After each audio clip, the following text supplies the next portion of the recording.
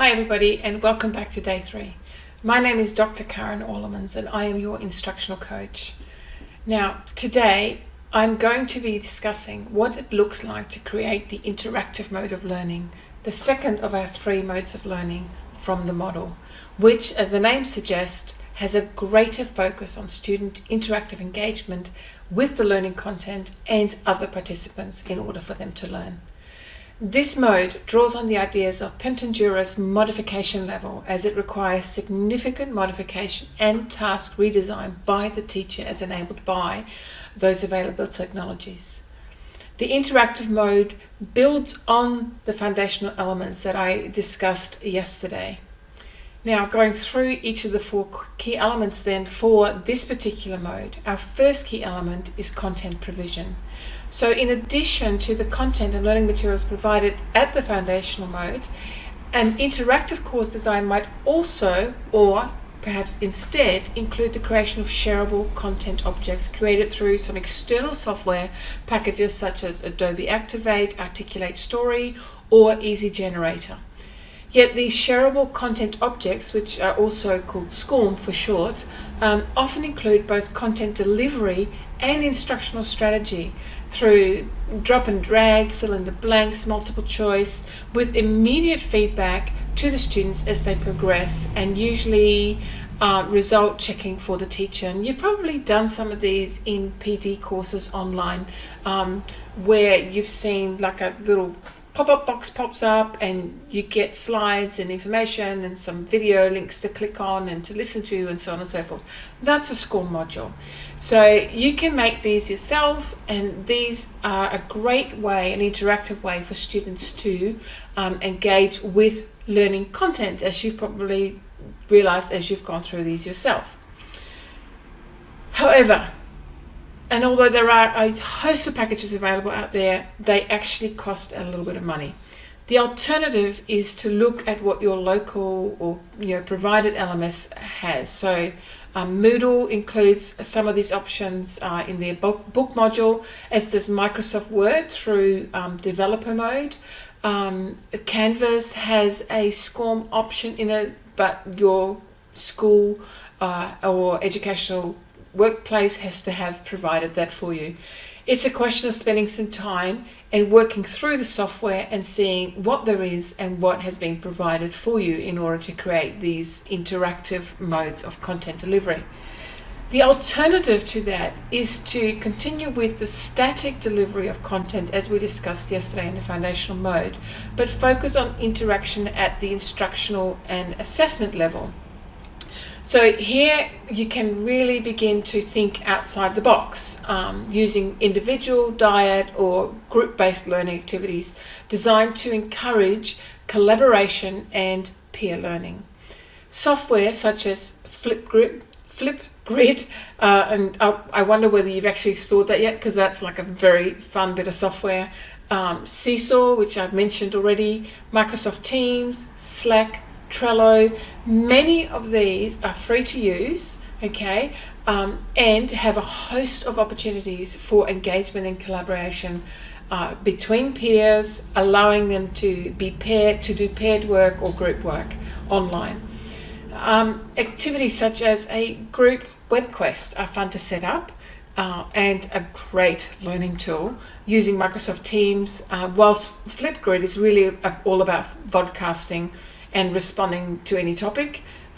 Seesaw Learning is just a wonderful tool for creating digital portfolios with built-in annotation tools that the parents can actually also access, which is a lovely additional opportunity there. And again, free to use up to a certain level.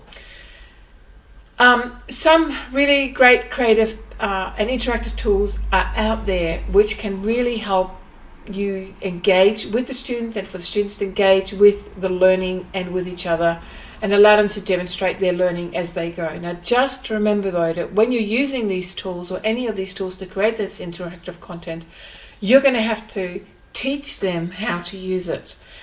Give them time to play and explore in the same way that you're probably going to have to do as you're getting used to them as well. Communication is our third element, and obviously as you're setting up this interactive space for the students to demonstrate their learning and to engage with, they're going to be doing a lot of communicating with you and each other. And so that actually has moved into a whole other level again as well, from that foundational level where we talked about just forums and discussion boards and perhaps a chat session. Here we might do also, again, chat, but we could do group discussions, we could do web conferencing, we could do wikis and set up, growing wikis, especially around when we're looking at some of those assessment tasks. So the focus is here more on synchronous communication rather than asynchronous communication. And of course, it should always be linked to their learning with ready access to the teacher for review and ongoing feedback, as I mentioned yesterday, because that feedback in the online space is really important for your students, so that they know not just how they're doing in terms of their assessments, but how they're doing with the learning and engaging with the learning as they're going. So a really important thing to remember. Finally, we move to our assessment task, which is a 4 key element.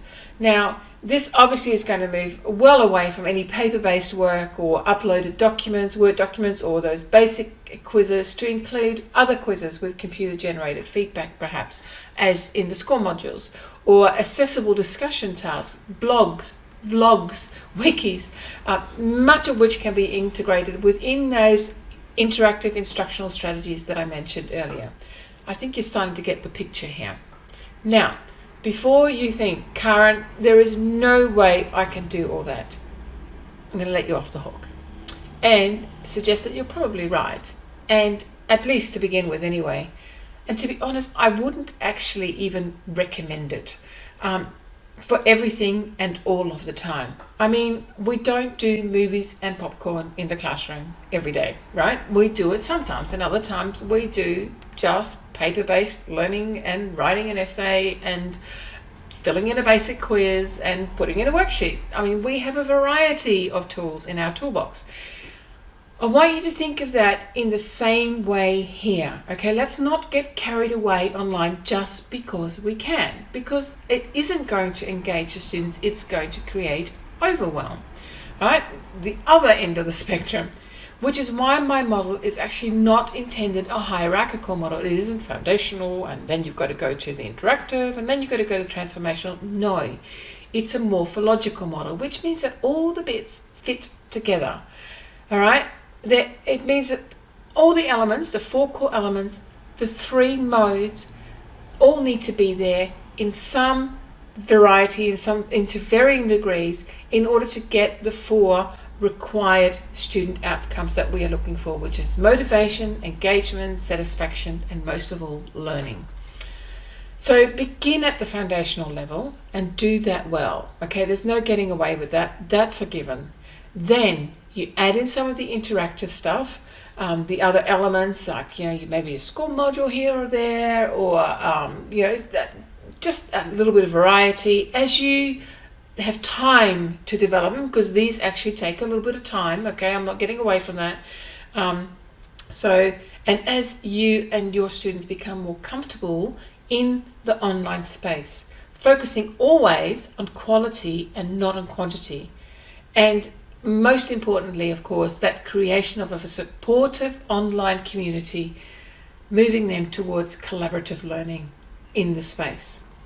Now, tomorrow, I'm going to discuss the final mode, transformational, which looks at completely redefining what education might look like in an online environment. But more of that tomorrow. So we'll see you then.